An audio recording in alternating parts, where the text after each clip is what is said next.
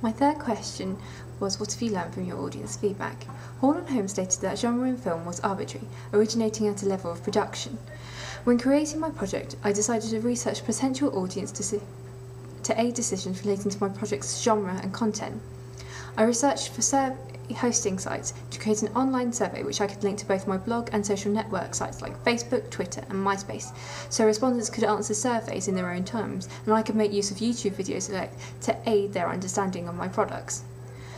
Using SurveyMonkey, I was able to do all these things, yet I was restricted to the number of questions I could ask. Thus, I had to use multiple surveys to try and research a larger audience. Having compiled my survey responses, I used them to form audience demographics. I found that 75% of respondents were female, and thus they became my target audience. Also, I found that an overwhelming 53% of correspondents were aged between 18 and 21, so initially I wanted to make this my target audience. However, 36% of my survey audience were also aged between 14 and 17, meaning that my project would have to have a lower age rating, so not to isolate this audience. When surveying the potential genre of a product, I found that respondents favoured genres above all else, horror and romance. Most enjoyed horror, with 57% citing it as their favourite genre, so I initially looked to make a slasher-style horror. Yet I was careful to take into account the 42% who said romance was their favourite genre. Thus I decided for a more subdued gothic horror-style teaser trailer to incorporate romantic elements. I also began to research products such as Sleepy Hollow, that in 1999, and Twilight by Harback 2008, which resembled the gothic horror genre and were most likely to be enjoyed by my target audience and the respondents of my survey. Having completed my project, I compiled a survey which an audience could fill in, meaning that I could gain more information about how effective my project was. At the beginning of my survey, I used the simplistic demographic questions relating to gender, audience and qualifications to gauge whether my survey was effective in researching my target audience. My first question asked what gender respondents were, with an overwhelming 27 people, 90% being female, who were my intended target audience for the project. This was important as it was the opinion of women I needed to analyse the most in order to determine whether my product was successful to begin with. However, I was able to get a response from 3 males, 10% of my survey, which suggests that my project was able to transcend my initial target audience and appeal to a much wider target audience than I initially thought. The second question in my survey asked respondents' age, of which the majority were aged 18 to 20, with 16 people citing this, or 53% of the overall responses. Another 30% or 9 participants were aged 15 to 17, which along with my earlier group, covered the initial target audience I'd cited in my work. Again, this meant that the bulk of my respondents were within my target audience, and this was important as their opinions mattered the most in order to gauge whether my project was successful or not.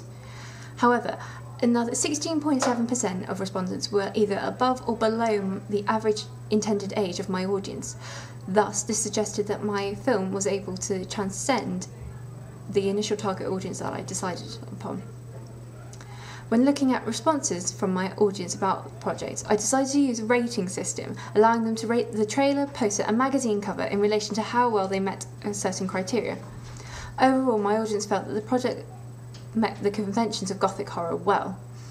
My trailer scored the best with an average 9.3 rating, and this was most likely due to the fact that I made use of a range of classic gothic horror conventions, such as the use of a villain and supernatural horror.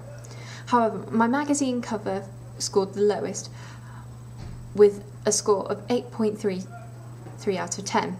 Still high, but I imagine this was due to the fact that I followed more traditional magazine conventions rather than strict gothic horror conventions within my magazine cover. I also asked my target audience to rate the products in terms of how well they felt they met the target audience needs.